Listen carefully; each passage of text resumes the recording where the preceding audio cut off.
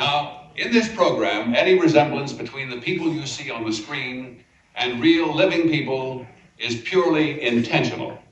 Because, in fact, they are real, and it's our pleasure to catch them in the act of being themselves. Hey guys, Rogue Nation here with you today, and got a video coming to us from Famously Unfamous. I've showcased some of his videos before. He's about 20,000 subscribers. He does amazing work, for those of you who don't know. This video today is no exception. Just talking about the conflicts of interest a certain judge has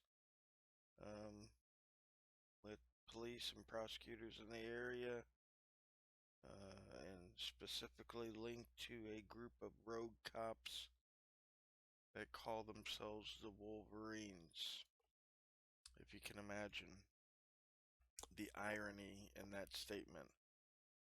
I'm sure most of us remember Red Dawn, and the Wolverines were the resistance, fought against tyranny.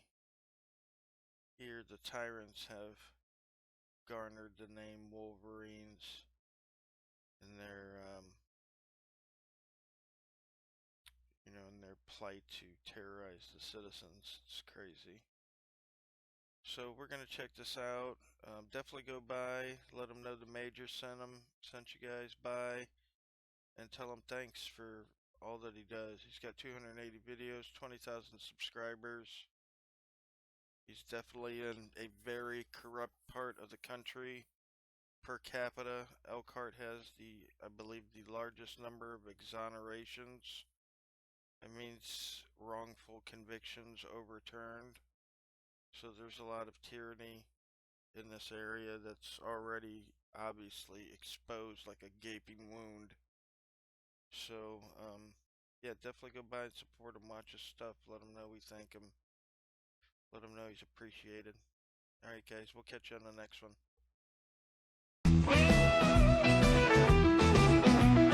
Famously unfamous, with a camera in his hand. Citizen journalist, exposing what's been banned.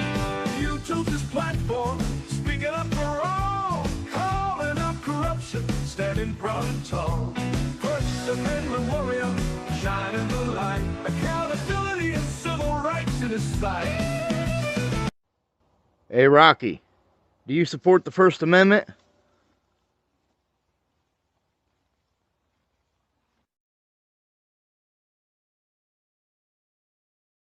Elkhart County, Indiana, a place where the scales of justice seem perpetually tipped. At the heart of this unsettling narrative stands Judge Teresa Cataldo, a figure intertwined with a troubling history of alleged police misconduct and wrongful convictions. Cataldo's time on the bench has been marred by accusations of bias, her past casting a long shadow over her ability to dispense justice impartially. Her previous marriage to a police officer, now dismissed from the force, raises red flags about potential conflicts of interest. Even more disturbing are whispers about her connections to a notorious group known as the Wolverines, accused of running roughshod over citizens' rights for decades. Targets of a rogue group of cops inside the Elkhart Police Department, dating back more than 30 years, known as the Wolverines. And Cooper's attorneys believe the actions of the Wolverines may soon make Elkhart, per capita, the exoneration capital of the U.S. Adding to the controversy, evidence has surfaced that Teresa Cataldo's ex-husband co-owns a business in Florida with her family member, Bruno Cataldo, contradicting her statements to the Indiana Supreme Court. A judge's troubling ties. The Wolverines. The very name evokes images of aggression, of a pack mentality operating outside the bounds of law. In Elkhart County, the Wolverines are more than just a name. They are a chilling reminder of the potential for unchecked power to corrupt. This rogue group of police officers has been accused of a litany of abuses, planting evidence, coercing confessions, and using excessive force with impunity. Judge Cataldo's alleged ties to the Wolverines strike at the very heart of her impartiality. Her former husband's dismissal from the force, though shrouded in secrecy, only adds fuel to the fire. the whispers about Cataldo and the Wolverines must be investigated thoroughly and transparently. Iris Seabolt, a canary in the coal mine of corruption. Iris Seabolt. Wrongfully convicted of murder in 2004, Seabolt spent years behind bars, a victim of a system more concerned with securing convictions than pursuing justice.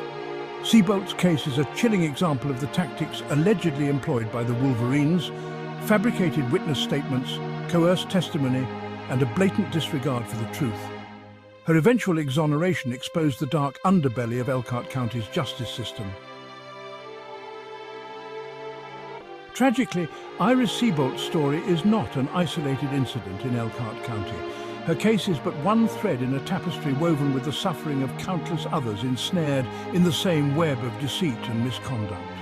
The names of these victims echo through the halls of the Elkhart County Courthouse: Reginald Dillard, Leon Tyson, Pink Robinson. Each name represents a life damaged by a system seemingly rigged against the innocent. The sheer number of wrongful convictions in Elkhart County is staggering, a damning indictment of a system that seems to have lost its moral compass. The stench of corruption in Elkhart County extends far beyond the rogue actions of a single group of police officers. Prosecutors tasked with upholding justice have been accused of withholding exculpatory evidence, manipulating witnesses, and turning a blind eye to police brutality. Recently, Judge Teresa Cataldo was removed from a post-conviction case due to conflicts of interest, further highlighting the judiciary's complicity in this culture of corruption. Elkhart County stands at a crossroads. The weight of its past sins, the wrongful convictions, the allegations of police brutality, the pervasive sense that justice is for sale, threatens to crush the very soul of the community. The time for denial is over, the time for accountability is now. A thorough and independent investigation into the actions of the Wolverines, as well as the conduct of prosecutors and judges, is essential. Only through a commitment to transparency, accountability, and a fundamental re-evaluation of its priorities can Elkhart County hope to shed its reputation as a place where justice is but a cruel illusion.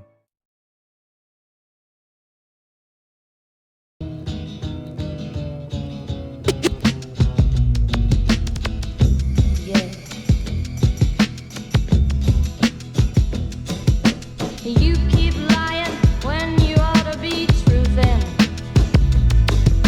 And you keep losing when you ought to not bet. You